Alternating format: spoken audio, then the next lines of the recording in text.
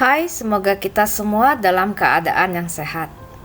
Saat ini kita akan mempelajari salah satu materi fisika, yaitu tentang kalor. Sebelumnya, kita akan melihat dulu tujuan yang ingin dicapai setelah peserta didik belajar tentang materi ini, yaitu peserta didik mampu menganalisis pengaruh kalor terhadap perubahan suhu dan wujud benda. Peserta didik juga diharapkan mampu menerapkan asas Black dalam peristiwa pertukaran kalor. Yang dimaksud dengan kalor adalah suatu bentuk energi yang mengalir akibat adanya perbedaan suhu antar benda. Jika benda atau suatu zat menerima kalor, maka zat tersebut akan mengalami kenaikan suhu atau berubah wujud. Begitu juga sebaliknya. Jika suatu zat melepaskan kalor, maka zat tersebut akan mengalami penurunan suhu atau berubah wujud. Satuan dari kalor adalah joule atau kalori. Berikut adalah konversi untuk kedua satuan kalor. Dari hal tadi kita ketahui bahwa zat dapat mengalami perubahan suhu ataupun perubahan wujud. Sekarang kita akan lihat dulu perhitungan kalor untuk perubahan suhu. Q di sini adalah kalor sama dengan M yaitu massa. C adalah kalor jenis dikali dengan delta T perubahan suhunya.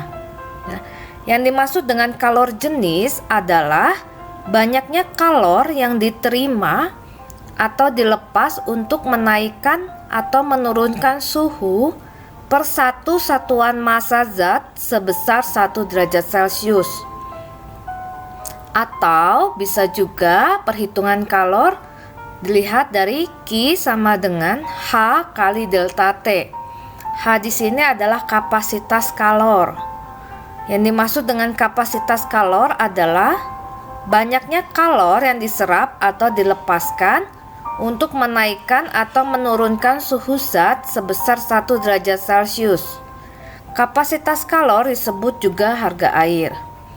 Nah, dari kedua persamaan ini kita dapat simpulkan bahwa H itu setara dengan M kali C. Sedangkan untuk perubahan wujud, perhitungan kalor dapat dilihat dengan cara Q sama dengan M kali L, di mana L adalah kalor laten. Kalor laten adalah kalor yang dibutuhkan satu satuan massa zat untuk berubah wujud pada suhu dan tekanan tetap. Ada beberapa jenis kalor laten. Berikut jenis-jenisnya. Ada kalor lebur. Kalor lebur adalah kalor laten untuk merubah wujud padat menjadi wujud cair pada titik leburnya. Sedangkan kalor beku adalah kalor laten untuk merubah zat cair menjadi zat padat pada titik bekunya. Sedangkan kalor uap atau kalor didih itu adalah kalor laten untuk merubah zat cair menjadi zat gas atau uap pada titik didihnya. Sedangkan yang terakhir adalah kalor embun. Kalor embun adalah kalor laten untuk merubah zat gas atau uap menjadi zat cair pada titik embunnya. Data kalor jenis, kapasitas kalor, dan kalor laten untuk beberapa jenis zat dapat dicari pada data literatur. Hubungan energi listrik dengan kalor adalah sebagai berikut. P sama dengan Q per T, di mana P adalah daya listrik dengan satuan watt, Q adalah kalor dengan satuan joule, T-nya adalah waktu dengan satuan detik. Q di sini dapat diubah dengan kalor perhitungan di materi sebelumnya. Kita akan memasuki contoh soal. Contoh soal yang pertama. Terdapat 800 gram es dengan suhu mula-mula minus 10 derajat Celcius. Dia ingin diubah menjadi 0 derajat Celcius dengan wujud cairnya, berarti sudah mencair ya. Nah, dibutuhkan kalor sebanyak berapa? Jadi kita tahu datanya sebagai berikut. Masanya tadi 800 gram, suhu awalnya adalah minus 10 derajat Celcius, mau diubah menjadi 0 derajat Celcius tapi berubah menjadi air. Nah, kita lihat dulu pada grafik berikut ya. Jadi awalnya minus 10, dia akan mengalami perubahan suhu menjadi 0 derajat Celcius. Nah, pada saat dia mengalami perubahan suhu, dia tidak mengalami perubahan wujud. Nah, untuk tahap kedua, dia mengalami perubahan wujud. Dia akan melebur, tapi pada suhu yang sama. Nah, sehingga dibutuhkan 2 tahap untuk menghitung kebutuhan kalornya. Ya, tahap pertama adalah perubahan suhu dari minus 10 menjadi 0. Wujudnya masih es, berarti kalor jenisnya kita gunakan kalor jenis es. Delta T-nya berarti dari minus 10 menjadi 0, yaitu 10 derajat Celcius ya delta T-nya. Sehingga didapat 4000 kalori. Sedangkan tahap kedua itu adalah perubahan wujud. Kalau perubahan wujud kita gunakan Q sama dengan M kali L. Ya, didapat 64.000 kalori. Nah, berarti dari tahap awal sampai akhir dibutuhkan kalor sebanyak 68.000 kalori atau 68 kilokalori. Untuk contoh soal yang kedua, ada sebuah ketel listrik 50 watt digunakan untuk memanaskan air. Dibutuhkan waktu 3 menit agar suhu naik menjadi 37 derajat Celcius yang mula-mula 17 derajat Celcius. Ya. Jika seluruh energi listrik diubah menjadi kalor, maka kapasitas kalornya berapa? Ini datanya ya. Kita ubah dulu 3 menitnya menjadi detik. Nah, P sama dengan Q per T, di mana Q-nya yang kita ubah adalah H kali delta T. Karena yang ditanya adalah kapasitas kalor. Ya, kita tinggal input datanya, didapat hanya 450 Joule per Kelvin. Nah, kalau dilihat di sini delta T-nya derajat Celcius, kenapa hanya satuannya Kelvin? Diingatkan lagi, untuk perhitungan delta T, satuan derajat Celcius itu setara ekuivalen dengan Kelvin ya, jadi sama besarnya. Nah, untuk yang terakhir kita akan belajar tentang asas Black. Ya, Joseph Black berbicara bahwa untuk mencampurkan 2 buah zat, banyaknya kalor yang dilepas oleh zat yang suhunya lebih tinggi akan sama dengan kalor yang diterima oleh zat yang suhunya lebih rendah. Dengan kata lain, Q yang dilepas harus sama dengan Q yang diterima. Nah, zat yang melepaskan kalor itu akan mengalami penurunan suhu hingga suhu campuran. Sedangkan zat yang menerima kalor akan mengalami kenaikan suhu hingga suhu campuran. Ya, jadi kedua sistem akan mengalami kesetimbangan. Nah, contoh soalnya adalah sebagai berikut. Jadi terdapat air sebanyak setengah kilogram, suhu mula-mulanya 100 derajat Celcius.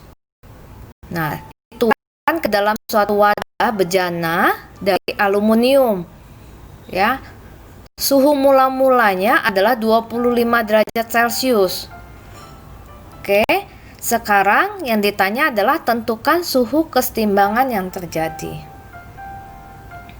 Nah, kita gunakan asas Black-nya ya, karena ini terdapat 2 buah sistem dengan suhu yang berbeda.